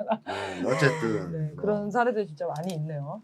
그래서 이제 정리 좀 하면 도덕이란 그럼 뭐고 한국에서는 도대체 어떤 과정을 통해서 이렇게 자연스럽게 도덕성을 갖게 됐는가 얘기를 해주십시오. 간단하게 얘기하면 도덕은 음, 자각적으로 지키는 행동 규범이에요. 음, 지켜야 할이라고도 할 수 있고요. 의무라고도 볼 수 있겠고. 그러니까 일종의 행동 규범들이 있어요. 사회에서. 옆 사람한테 침해 안 뱉는다 이런 거. 네, 당연한 거 아닙니까? 그런 사례는 드시면 되니까. 아 그래요? 근데 하여튼 그런 행동 규범은 왜 나와요? 나 때문에 나오는 게 아니에요. 나 혼자 사는 사회에서는 옆에다 침 뱉던 아래에다 뱉던 상관없어요. 근데 사람하고 같이 사니까 즉 공동체 생활을 하니까 우리 생활을 하니까 나오는 게 행동 규범이거든요. 네. 서로 공동체가 원만하게 운영되고 돌아가기 위해서 지켜야 될 규범을 만든 거예요. 뭐 남의 거 가져가면 안 돼라든가 이런 거. 근데 혼자 살면 네 거 내 것도 없잖아요. 그런 게. 그래서 도덕은 개인의 경우에는 제기될 수가 없어요. 아예. 개인이 혼자 살 경우에는. 근데 개인이 모여서 사회를 이루고 공동생활을 하기 때문에 제기되는 거예요. 그래서 규칙을 정한 거예요. 여러 가지. 규범과 규칙. 그게 도덕이거든요. 다시 말하면 도덕은 애초부터 개인을 위해서 나온 게 아니고 집단을 위해서 나온 거라는 얘기죠. 도덕은. 그래서 도덕을 중시한다는 얘기는 곧 집단을 중시한다는 얘기고 도덕을 싫어한다는 얘기는 집단을 싫어한다는 얘기거든요. 그러니까 도덕의 자체의 뿌리가 그렇다라는 것인데 그렇다면 개인주의 사회와 집단주의 사회의 경우에 개인주의 사회는 도덕을 지키고 법을 지키는 게 자기한테 꼭 유리하지는 않거든요. 그렇죠. 그쵸. 피해가 오죠. 그렇죠. 최은순 씨 보세요. 그 도덕을 지키면 돈 벌겠어요? 그러니까요. 네, 그러니까 이제 안 지키는 게 좋죠. 그러니까 개인주의 사회에서는 도덕을 사실은 싫어하는 거예요. 그래서 그걸 안 지키려고 그래 사람들이 잘. 도덕을 지키려는 동기가 약해요. 그래서 법이 세. 법으로 다 이게 막는 거야. 법으로 걸릴 때만 안 지키니까. 그러니까 도덕과 법은 사실 차이가 그거밖에 없거든요. 공권력에 의해서 강제되냐 아니냐. 도덕은 양심의 기초에 자각적으로 지키는 거고 법은 공권력에 의해서 지키게 되는 거죠. 안 지키면 혼나는 거죠. 이 차이밖에 없어요. 사실은. 근본적인 차이는 없습니다. 자, 그런데 우리주의 사회 혹은 집단주의 사회의 경우에는 사람들이 집단과 공동체를 중시하잖아요. 그럼 당연히 도덕을 자발적으로 지키는 동기가 강해지겠죠. 그래서 도덕성이 강해지는 거예요. 그런 사회가. 한국은 먼 옛날부터 우리 생활을 해왔다. 한국 사람들이 모여서 사이좋게. 그러다 보니까 당연히 도덕성이 강화될 수밖에 없지 않았겠습니까? 네. 개인주의 생활을 해왔던 석고와는 달리. 그래서 도덕성이 강하다 이런 얘기입니다. 집단을 중시하기 때문에. 네. 그래서 한국 사람들은 재밌는 게 의적을 좋아하잖아요. 의적은 최고죠. 도둑놈이 도둑이어도 아니죠. 의적을 예. 좋아하는. 아니, 일본이 좋아하는 사람들 있잖아요. 문화 콘텐츠에서 계속 나오는 사람들 보세요. 힘센 사람들이 다. 칼 잘 쓰는 뭐 이제 뭐 이름이 맨날 나와야 돼. 까먹었는데 하여튼 뭐 격투기 왕이라든지 뭐 옛날에 유명한 이제 검신, 뭐 네. 장수, 그쵸, 그쵸. 최배달 이런 사람들 있죠. 막 싸움 잘하는 솥불 자르고 막 이런 음. 그런 사람들이 맨날 나와요. 음. 힘을 중시하는 나라니까 숭상되는 거예요. 음. 근데 한국 사회는 묘하게도 문화 콘텐츠에 제일 많이 나왔던 게 의적이에요. 아, 근데 그 그러네. 의적이 집단이어야 돼요. 맞아. 혼자 하는 의적은 혼자 하는 없어. 의적은 없지. 아니, 일집에 있지. 일집에 혼자요? 네. 아, 나 어쨌든 홍길동 홍길동 집단이고 인꺽정, 네. 뭐 홍경래. 근데 걱정 미쳤었죠. 막 황천한동이랑 막. 근데 왜 그게 한국 사람들이 좋아하냐면 의적은 사실상 법법자예요. 네, 그렇죠. 법의 기준으로 보면. 근데 한국 사람들은 법보다 뭘 더 중시하느냐? 도덕이에요. 근데 의적은 어떤 의자가 붙었잖아. 돈을 훔쳐서 자기가 잘 먹고 잘 사는 사람이 아니라 세상이 썩었으니까 부자들 돈을 털어서 가난한 사람들한테 부의 재분배를 해주는 사람들이잖아요. 한국 사람 좋아하는 거예요, 그걸. 그런 건 오케이. 오케이. 법을 어기든 말든 상관없어요. 법은 뭐 사람 위에 있는 거지. 네. 도덕이 먼저지. 그렇죠. 그러니까 의적 좋아하는 거예요. 네. 아니, 그 법 없이도 살 사람 이런 게 우리가 네, 한국인의 한국에서. 최고의 그 그렇죠. 칭찬 아닙니까? 칭찬이죠. 요새는 안 좋게 쓰이고 있죠. 네. 요새는 이제 뭐 윤석열 같은 작자가 법 없이도 살 사람 아닙니까? 법 없이 사는 사람이지. 법이 없이 살고 있죠. 아니, 지금. 그렇게 얘기하면 안 되고 법이 없어야 사는 사람. 아, 법이 없어야 법 테두리 안에서 하고 있는 거 아니, 아닙니까? 법이 있는데도 거의? 살잖아요. 아니, 불법이에요. 법을 이용해서 아니, 하는 법 기술자들도 있잖아요. 아니야, 불법인데 검찰이 기소를 제대로 안 하는 거지. 그러네요. 그건 뭐 그러네요. 불법이죠. 검찰 독재 시대를 제가 아주 착각을 했네요. 네. 그러니까 한국인에게 무엇보다 이 도덕적 평가가 되게 중요하다고 말씀하셨더라고요. 요거에 네. 대해서 좀 더 얘기해 주시죠. 우리가 사람들을 평가할 때 여러 가지 평가를 하잖아요. 돈 많냐 적냐 뭐 이제 이런 거 평가하는데 그 중에서 항상 꼭 하는 평가가 있어요. 도덕적 평가를 해요. 이 도덕적 평가를 하면 어떤 결과가 초래되느냐? 감정이 유발됩니다. 다른 평가는 좀 틀려요. 도덕적 평가는 감정적으로 체험돼요. 그래서 기본적으로 도덕적 평가를 감정적 평가라고 얘기할 수 있어요. 아, 감정적 평가. 한마디로 뭐 젊은 사람이 소개팅하러 갔는데 네. 다 좋아, 다 좋은데 이게 매너가 없는 거야, 얘가. 예의가 없어. 그래가지고 막 코딱지파고 막 앞에서 뭐 그런 짓을 한다. 그러면 돈이 많아도 별로지. 순간 기분이 엄청 나쁜 거예요. 네. 나를 무시한다고 생각하는 그렇게 생각하는 거죠. 건가요? 예의를 지키지 않는다, 저 싸가지가 없다. 그래서 한국 사람들은 도덕적으로 사람들을 평가해서 좋게 평가되면 긍정적 감정을 체험하고 안 좋게 평가하면 부정적 감정을 체험해요. 네. 이건 이제 그게 이제 도덕적 평가의 중요한 특징이거든요. 근데 한국 사람들은 제가 지난 시간에도 얘기했지만 인간 중심성이 강하다고 그랬잖아요. 그래서 감정도 굉장히 중시한다 그랬죠. 근데 그 이유 중에 하나가 바로 이거예요. 도덕적 평가를 많이 해서 그래요. 도덕적 평가를 하면 감정적 반응이 나오는데 거기에 따라서 사람을 대하는 태도가 많이 좌우돼요. 그래서 한국에서 가장 중요한 법이 국민정서법이라는 얘기가 있어요. 그렇죠. 뭐 법률 뭐 이런 거 다 필요 없다는 거예요. 국민정서상 납득이 안 되면 못 한다는 거죠. 그래서 정치인들이 사과할 때 네. 잘못한 건 없지만 국민 정서상에 맞지 않겠다 네네네. 이렇게 사과하잖아요. 근데 이 국민정서가 뭐에서 주로 좌우됩니까? 도덕적 평가에서 좌우되거든요. 그래서 한국 사람들은 도덕적 평가를 엄청나게 중요하게 생각하는 사람들이다. 외국 사람들이 보면 의아해하죠. 별로 중요하지 않은데 자기들이 볼 때는 예를 들면 말을 싸가지 없게 해. 그런 그러면 거. 아무리 맞는 얘기를 해도 너는 안 되는 거야. 그렇죠. 이런 거죠. 도덕적 하자가 있다든가 이러면 바로 아웃이고 어, 이런 게 너무 이상한 거고 근데 사법 판단에 영향을 미치는 정도를 조사해봐도 전 세계에서 한국이 제일 높게 나와요. 그러니까 도덕적 평가가 사법 판단에 영향을 줘요. 그러니까 좀 구체적으로 얘기하면 범죄를 저질렀는데 그 범죄는 아무리 좋게 해도 형을 내보낼 수는 없는 문제라고 쳐요. 살인. 네. 근데 살인의 동기가 너무 납득할 만한 거야. 네네네. 그러면 내보내줘요. 집행유예로. 네. 얼마 전에 그 기사에 났더라고요. 그러니까 너무 오랜 세월 동안 뒷바라지를 한 거예요. 장애가 있는 자식을. 근데 너무 힘들잖아요. 근데 암에 걸려서 아들이. 애가. 그러니까 부모가 또 자기도 죽게 생겼고 너무 안 좋아 상태가. 애가 너무 고통스러워하니까 같이 죽으려고 애를 먼저 죽이고 자살을 시도했는데 자기 살았어. 그런 기사가 있었거든요. 네. 그러니까 누가 들어도 좀 불쌍하잖아요. 이거는 네. 애를 뭐 미워서 죽인 것도 아니고 긴 세월 동안 이렇게 수발을 열심히 하다가 결국 아이가 불치병에 걸려서 얼마 안 남았으니까 너무 힘들고 괴로워서 한 행위잖아. 그러니까 재판부에서는 정상 참작을 한다면서 형을 아주 최고로 낮게 하고 심지어는 검사들도 기소를 거기서 항소를 안 해. 아. 검사들도 보기에 납득이 되는 거예요. 그럼 여기서 나왔어요. 근데 이게 외국 같은 경우는 좀 쉽지 않아요. 그러니까 아무리 그런 게 있어도 이거 그래서 사람을 살인이기 죽인 때문에 거다. 실형이 나온다든가 이렇거든요. 한국은 영향을 준다는 거죠. 그런 게. 그래서 판사들이 이걸 악용할 수가 있긴 한데 정상 참작을 할 수밖에 없다. 이런 여러 가지를 봤을 때. 그래서 한국은 동기도 많이 따지잖아요. 네, 그렇죠. 근데 외국은 동기보다는 행위를 따져요. 행위. 그 행위 자체를 더 따져요. 네. 동기가 좋다 하더라도 행위가 문제가 있다 그러면 거의 뭐 애누리가 없는 편인데 한국은 동기가 만약에 납득할 만하고 이해할 만하다 싶으면 행위가 좀 세도 상당 부분 선처하는 그런 판결을 합니다. 그래서 막 드라마 같은 데 보면 얘는 동기가 없잖아 동기 막 이런 거 하잖아요. 그렇죠. 그러니까 기소를 하고 싶은데 정황상 얘가 살인을 저지른 건 맞는데 동기가 파악이 안 되면 기소를 못 하는 것 같더라고요. 뭐 그렇죠. 영화, 네, 드라마 이런 거 형사 보면 쪽에서는 되게 중요하게 다루는 것 같아요. 그거는 이제 범죄 쪽에서도 중요하게 보는 거니까. 네. 한국인은 힘보다 도덕에 승복한다. 이 얘기는 이게 사례가 되게 재밌어가지고 그 얘기를 좀 해주시면 좋겠습니다. 네, 일본인인 가세 히데아키라는 사람이 자기 책을 쓰면서 한국에 대한 책을 쓰면서 한국어에는 항복했다는 말이 없다 이렇게 주장했어요. 한국에는 항복했다는 항복했다는 말이 없다. 근데 사실 있긴 있죠. 왜 없겠어요? 항복했다는 말이 있긴 있죠. 단어가 있긴 있죠. 단어는 네. 있긴 있죠. 근데 일상에서 안 쓰는 거지. 그 항복. 레슬링 같은 거 할 때, 아, 네. 뭐 이제 운동 경기 할 때, 그렇죠, 그렇죠. 그럴 때 달리기 아주- 하다가 항복 얼음땡 뭐 할 이런 때. 거. 얼음땡 할 때 어. 항복. 그런 건 이제 장난으로 쓰는 거잖아요. 진심으로. 근데 일본에서는 서로 막 싸움을 해. 치고 받고 막 싸워.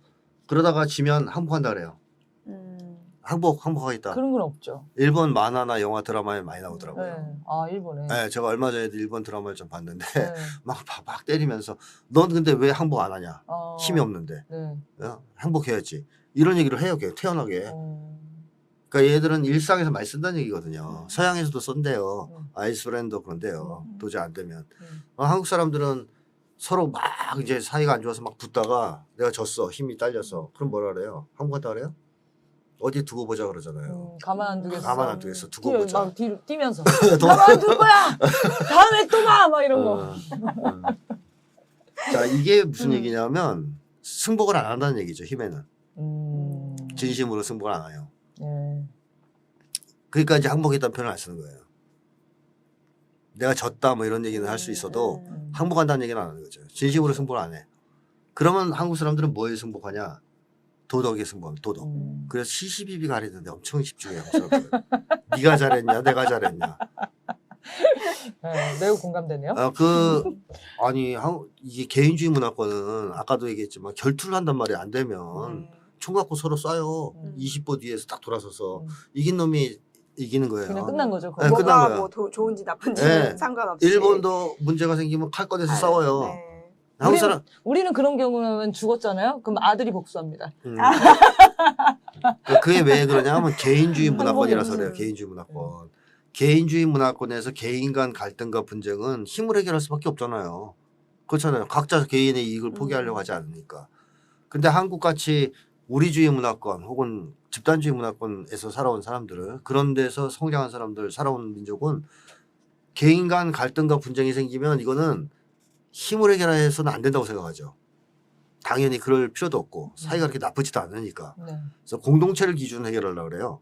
그럼 그 기준점이 뭐겠어요? 아까 얘기했듯이 도덕이에요. 공동체를 위해서 만들어진 규범아니에요. 그러니까 여기에 맞냐 틀리냐를 따지는 것이 핵심인 거죠. 그래서 이 공동체가 강한 집단일수록 도덕이 우세하고 개인주의가 우세한 집단일수록 힘과 법이 우세합니다. 그러니까 미국이 고소고발의 왕국이 되고 한국도 그렇게 되는 것은 이제 개인주의 문화의 영향이라고 봐야 되겠죠. 근데 만약에 공동체주의가 다시 살아난다면 한국 사람들도 이제 법 같은 거 다 없애고 그럴 거예요. 불필요한 거는. 그렇죠. 법 어지간하면. 없이도 살 사람들이 네, 있어서. 맞습니다. 그래서 한국 사람들은 어쨌든 도덕적으로 문제가 있을 때는 승복하지만 힘에는 잘 굴복하지 않는다 거의 뭐 이런 거죠. 생각해보니까 일진들도 싸울 때 힘에 굴복하는 것 같아 보이지만 어떤 이 사람이 굉장히 내가 존경할 만한 그런 힘을 보여줬어. 그러니까 그 힘이 이제 무력이라기보다는 어떤 정의로움이라고 하면 안 되게 일진들이 정의로움이 없지. 뭐랄까? 하여튼 뭔가 그러니까 리더십 그런 카리스마. 멋있는. 사람들이 또 인정하는 어떤 그런 그런 거면은 바로 항복을 하는 그런 문화가 있잖아요, 일진들도. 그래도 우리는 항복한다는 표현 안 쓰죠. 항복은 안 하죠. 항복한다는 표현 안 써요. 항복은 안 하죠. 그래. 인정할게 너의 힘 뭐 이런 거. 근데 한국 사람도 그런 표현도 잘 안 써요. 아 그래요? 네 힘이 세다는 거 인정하기 이런 거 잘 안 해요. 아. 일본 만화에서 많이 나와요. 일본에서 계속 나오거든 이게. 네네. 네가 힘이 세다 이런 걸. 한 일본 만화를 좀 다시 봐야겠어. 이 얘기 들어보면은. 근데 어쨌든 한국 사람들은 그런 데 잘 인정을 안 그런 하고. 거야? 지금 또 분하다 뭐 이런가? 네, 이런 분하다. 거. 아, 분하다. 예. 내가 이 힘에 지다니. 그러니까 이런가? 정의에 의해서 정의로운 사람이 힘이 세서 싸워서 지면 그거는 이제 이중으로 되는 거잖아요. 네. 도덕적으로 자기가 이제 어쨌든 문제가 있는데 졌잖아. 그럴 때 하고는 다르죠. 그렇지 않고 그냥 힘이 단순히 세서 나를 팼어. 그러면 인정 안 해요, 한국 사람들은. 그러면은 영화 속에서 만나도 진짜 아주 답답하고 화가 네네. 나죠. 그래서 외국인들이 또 놀라는 것 중에 하나가 한국 사람들이 강대국 사람들 그 함부로 말하는 거 있죠. 이거 너무 웃기더라. 네, 그 한국 사람들은 조금만 이제 기분 나쁘고 마음에 안 들면 미국 사람이랑 안 그래요? 미국 놈, 미국 놈들. 양키. 그다음에 일본에 대해서는 뭐 쪽발이, 뭐 외놈. 중국에 대해서도 좀 마음에 안 들면 떼놈, 짱깨, 뭐 이러기도 하고 로스깨 이러잖아요. 외국 사람이 보면 깜짝 놀란다는 거예요. 자기들이 볼 때 엄청난 강대국들인 거예요. 미국, 러시아, 중국, 일본이. 근데 한국은 거기에 비하면 사실 지네가 봐도 별거 아닌데 그 강대국들에 비하면. 근데 그런 강대국 사람들을 막 그냥 욕한다는 거죠. 그래서 자기네 외국 사람들은 그런 강대국에 대해서는 어느 정도의 외경심 같은 거, 네. 두려움 같은 게 있어서 함부로 말을 못해요. 그렇게. 한국 사람들은 동네 아저씨도 막 욕해요. 양키 새끼들 뭐 이런 식으로. 그렇죠. 쪽발이 새끼들. 그래서 이 사람들은 야 이렇게 강대국 나라 사람들 어떻게 이 평민들이 이렇게 함부로 얘기할까. 그 이유도 여러 가지가 있겠지만 한국 사람들은 힘에 의해서 승복되지는 않는다는 말이에요. 그러니까 미국, 일본, 뭐 중국이 힘이 세다 그래서 우리가 굴복하는 경우는 없어요. 도덕적으로 우리보다 나으면 굴복하는데 도덕적으로 볼 때 우리보다 나은 게 없거든요. 그 나라들이. 우리가 도덕적으로나 문화적으로나 우수하지. 그렇기 때문에 한국 사람들은 기본적으로 강대국에 대한 존경심이 별로 없다. 그러니까 사대주의를 하는 일부 세력들은 있지만 그건 이제 집권층이고. 대부분의 국민들은 사실 그런 걸 별로 신경 쓰지 않는다는 보통 거죠. 사람들은. 알겠습니다. 우리 오해하지 말아주십시오. 그 윤석열 같은 사람들을 얘기하는 게 아닙니다. 지금 일반 국민들 얘기를 하고 있는 거고요. 네. 다음 마지막 질문할까요? 네. 한국인에게 은혜를 갚는다는 것은 정말 중요한 일이더라고요. 그 은혜를 저버리는 사람들은 아예 인간 취급을 못 받잖아요. 그런 한국인에게 은혜란 무엇일까요? 의리죠, 의리. 한국 사람들이 제일 싫어하는 사람 중에 하나가 이제 의리 없는 놈. 배신한 놈. 배신하는 놈. 네. 한국에서 심한 욕 중에 하나가 의리 없는 놈이에요. 의리 없는 놈. 이 의리 없는 놈. 이런 게 아주 심한 욕이거든요. 인간이 아니죠, 이거는. 그 설명이 다 되는 것 같아요. 그 사람에 인간이 대해서. 아니죠. 그러니까 사회적 인간으로서 마땅히 지켜야 할 도리를 보통 의리라고 그러거든요. 이것도 이제 자발적으로 지키는 거예요. 양심의 기초에서. 다른 사람한테 은혜를 받거나 뭐 아니면은 사랑을 받거나 이랬을 때 그걸 돌려주고 싶어 하는 거예요. 거의 보답하고 싶어 하는 거예요. 이게 인간의 도리거든요. 당연히. 그래서 한국 사람들은 그걸 안 했을 때 의리가 없다 그래요. 네. 그래서 의리를 안 지키는 행위를 보기 때문에 굉장히 싫어합니다. 은혜 갚은 까치처럼 목숨을 바쳐서라도 은혜를 갚아야 돼요. 그러니까 이것도 결국 뭘 의미하냐면 한국인이 의리를 좋아하고 중시한다는 것은 양심과 도덕을 중시한다는 것의 표현이죠. 근데 외국에는 이런 의리라는 개념이 별로 없어요. 번역이 될 수 있을지도 잘 모르겠어요. 정확하게. 그러네. 의리? 네, 외국 사람들은 이런 개념이 별로 없어요. 기브 앤 테이크는 있거든요. 근데 그렇죠. 예, 계산적인 거고. 계산적인 거. 근데 한국 사람들은 그걸 계산적으로 바라보는 게 아니고 뭔가 신이 이런 느낌인데. 이 사람이 나한테 은혜를 베풀고 도움을 줬어. 그럼 나는 똑같이 갚아야 되는 게 아니고 100배, 1000배 갚아야 된다. 똑같이도 아니야. 그게 은혜 갚은 까치의 본질이에요.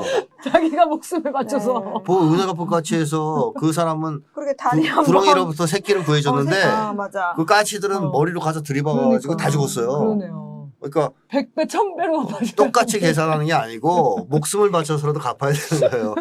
그런 개념이지. 그러니까 이제 그건 자기가 만족할 때까지 하는 거거든요. 상대방한테 뭐 빚져서 하는 게 아니라 이제 그런 게 한국 사람들한테 굉장히 강해서 한국 사람들은 서로 주고받은 걸 보면 그렇게 계산적이지 않잖아요. 그렇죠. 예를 들면 미국 사람들은 일단 10달러짜리 음식을 얻어 먹었잖아요. 그럼 그 다음에 거의 정확하게 10달러치 사준대요.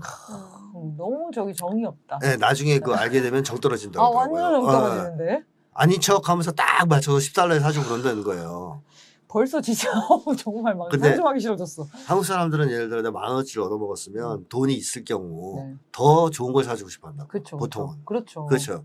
그게 왜 내가 너보다 더 잘 살아, 잘 나가 이거 보여주려는 게 아니잖아요. 고마우니까. 고마워서. 나 어려울 때 밥 사줬거든. 음. 고마우니까 그 다음에는 뭐 무제한으로 10년이 지나 찾잖아요. 막 찾아서 갚으려고 네. 그러고 도와주려고 그렇죠. 그러고. 그런 프로가 또 우리는 되게 많죠. 예능 엄청 프로그램에. 많아요. 의리 네. 프로. 보면서 막 내 얘기인 것처럼 막 아니 어떻게 살고 계셨어요? 그때 너무 고마웠잖아요. 막 그런 거 있잖아요. 밥을 무료로 차려주셨다든지. 그치. 그냥 태워줬다든지. 그런 거 완전 뭐 한국인들이 미치는 프로죠. 그죠. 그러면 그런 거 보면은 나도 막 갚고 싶어가지고 또 옛날에 그 추억들을 돌이켜보면서 아 맞아 그때 그분이 있었지 잘 살고 계실까 뭐 이런 거 또 많이 했었죠. 자, 한국인한테 진짜 의리와 은혜라는 거는 사람으로서의 기본 가치 아닙니까? 기본 가치. 기본 덕목이죠. 네, 덕목. 네. 네. 그래서 오늘 이 한국인의 도덕성에 대해서 얘기를 하는데 이건 아마 충분히 모두 공감을 하실 거라고 생각이 들고 물론 이제 이 한국인의 우리가 이따 책을 하면서 계속 이제 댓글 중에 반응이 뭐냐면 지금은 안 그런다거든요. 지금은 안 그런다는 얘기는 요 책 끝나면 다시 다룰게요. 그래서 일단은 우리가 이런 민족성 갖고 있다. 이런 거를 다시금 자각하고 깨닫는 계기가 되면 좋겠습니다. 자, 그럼 오늘 사회분석 선생님과 책 내용 다뤄봤고요. 다음에는 마지막 5가지 민족성에서 마지막 순서입니다. 낙천성에 대해서 이야기 나누겠습니다. 여러분의 미칠 것 같은 고민, 과사연을 기다립니다. 다양한 사연들이 도착하고 있어요. 짧은 사연이라도 저희가 꼭 다뤄드릴 테니까요. 많이 보내주시고요. 아래에 나오고 있습니다. 메일 주소 통해서 메일로 보내주시면 고맙겠습니다. 자, 그러면 오늘 방송 이렇게 마치겠습니다. 감사합니다.